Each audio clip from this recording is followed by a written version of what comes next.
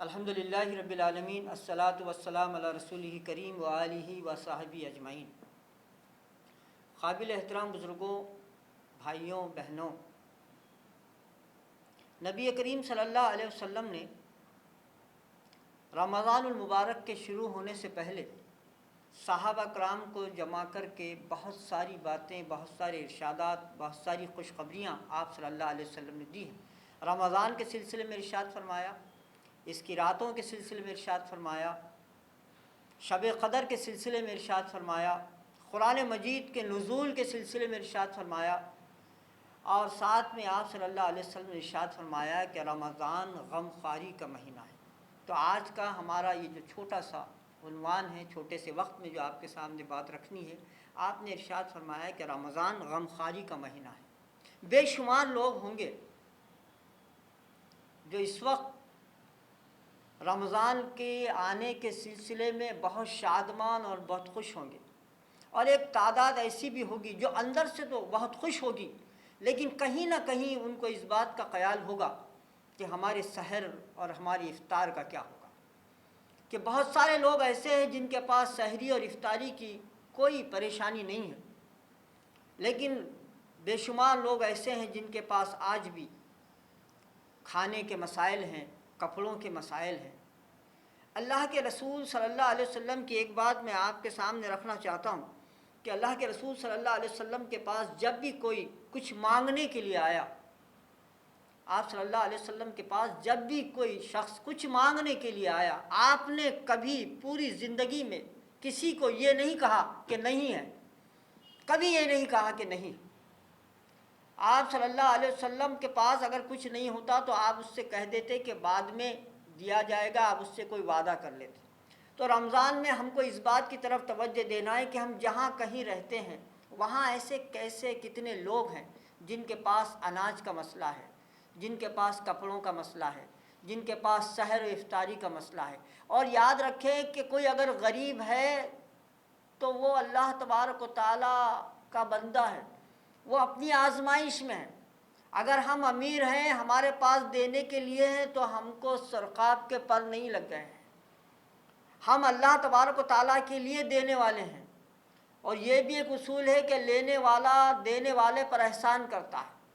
ہم کبھی اس بات کو نہ سوچیں کہ ہم دے رہے ہیں، نہیں۔ اللہ تعالیٰ نے قرآن مجید میں ارشاد فرمایا، وَمِمَّا رَزَقْنَاهُمْ يُنْفِقُونَ، جو کچھ رزق ہم نے دیا ہے اس میں سے خرچ کرو۔ یہ پتہ چلا کہ ہمارے پاس جو کچھ بھی ہے وہ اللہ کا ہے، ہمارے پاس جو کچھ بھی ہے وہ ہمارا نہیں ہے، اللہ کا ہے۔ اللہ تبارک و تعالیٰ نے ہم کو دیا ہے۔ اور قرآن مجید میں اللہ نے ارشاد فرمایا، خرچ کس پر کریں؟ ذوی القربیٰ والیتامیٰ والمساکین وابن السبیل والسائلین وفی الرقاب واقام الصلاۃ وآتى الزکاۃ۔ اللہ تبارک و تعالیٰ نے ارشاد فرمایا، خرچ کرو رشتہ داروں پر، یتیموں پر، مسکینوں پر، سائلوں پر، مانگنے والوں پر، قرض داروں پر۔ رمضان کا مہینہ تو خرچ کا مہینہ ہے۔ ہم کسی بچے کے لیے کچھ کریں، کسی یتیم بچے کے لیے کچھ کریں، تو سمجھ لیجئے کہ آپ نے رمضان کو بہت خوبصورتی کے ساتھ رمضان کو سمجھا ہے۔ کسی کے دکھ درد میں کام آنا، نبی کریم صلی اللہ علیہ وسلم نے یہ بات ارشاد فرمائی، اگر کوئی شخص کسی بیوہ کے لیے دوڑ دھوپ کرتا ہے، کسی بیوہ کے لیے دوڑ دھوپ کرتا ہے، تو گویا وہ اللہ تبارک و تعالیٰ کے لیے میدان میں لڑ رہا، اللہ تبارک و تعالیٰ کی خوشنودی کا سامان۔ تو رمضان میں ہم یہ بھی یاد رکھیں کہ کون سے ایسے لوگ ہیں، کون سے میرے بھائی ہیں، رشتہ دار ہیں، دور کے رشتہ دار ہیں، یتیم ہیں، مسکین ہیں، جو پریشان ہیں، ان کو بغیر احساس دلائے کہ ہم کچھ کر رہے ہیں تو تمہارا ہو رہا ہے، نہیں۔ میں آپ کو سناؤں، نبی کریم صلی اللہ علیہ وسلم کا مشہور واقعہ ہے وہ بچے کا، جو آپ عید کی نماز کے لیے جا رہے تھے اور بچہ جو راستے میں مل گیا، آپ صلی اللہ علیہ وسلم اپنی عید کی نماز کو آپ نے مؤخر کیا، وہ بچے کو گھر لائے، اس کو نہلایا دھلایا اور کپڑے پہنائے، اور اس کے بعد آپ نے ارشاد فرمایا کہ تم پسند نہیں کرتے کہ محمد صلی اللہ علیہ وسلم تمہارے والد ہو جائیں۔ تو مطلب یہ کہ یہ جو नबी करीम सल्लल्लाहु अलैहि वसल्लम का अमल है। इससे पता चलता है कि हम यतीमों, मिस्कीनों और परेशान लोगों के साथ बहुत हुस्न सलूक करें। तो रमज़ान में ये भी याद रखें कि अल्लाह तबारक व तआला का माल है, अल्लाह तबारक व तआला के बंदों पर ख़र्च करना है। अल्लाह तबारक व तआला ने दिया है और ख़र्च करने से वो चीज़ें इजाफ़ा होंगी, बढ़ेंगी, कम नहीं होंगी।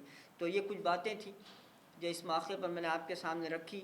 अल्लाह ताला बेहतर जानता है कि कौन कितना ख़र्च करता है, किस नीयत से ख़र्च करता है।